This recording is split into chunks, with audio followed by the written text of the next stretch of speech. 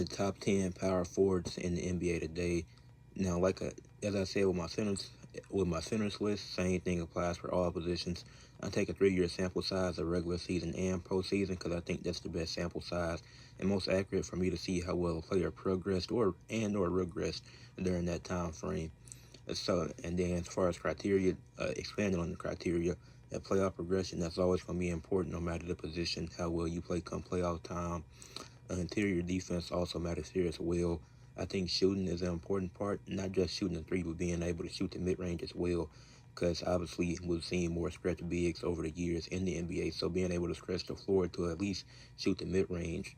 And then I think at the beginning parts of this list, when I get around 10 through 7, I think offensive rebounding is going to be important to see how many extra possessions are you getting your team. I think for the guys that's in the top 5, it doesn't matter too much because since they do so much more, but I do think that's a central part of being a power forward as well. First honorable mention, Draymond Green.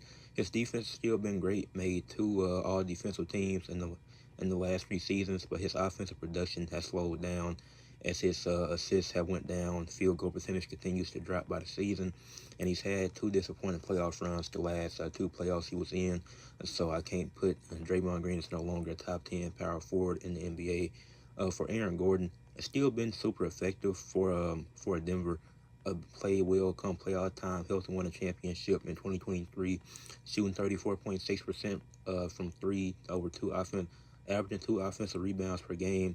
But the other power forwards I have ahead of him, they're just simply better. It's not because Aaron Gordon is bad or anything. He does his job and gets what he needs to get done, but I just couldn't put him above any other guys I have on this list. Then my last honorable mention is Lauri Markkanen.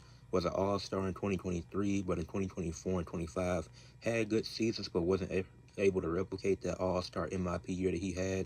He is shooting 38% from 3 on 8 attempts per game, which is very impressive as a big man, but his games have decreased year by year. He's played less games each year.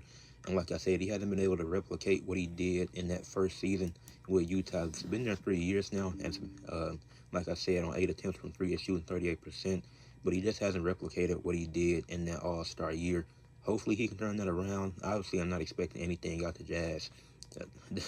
They I don't know what's going on in Utah, but hopefully Lauri Markkanen can at least be up to that level that he was back in 2023, and hopefully he's available this year.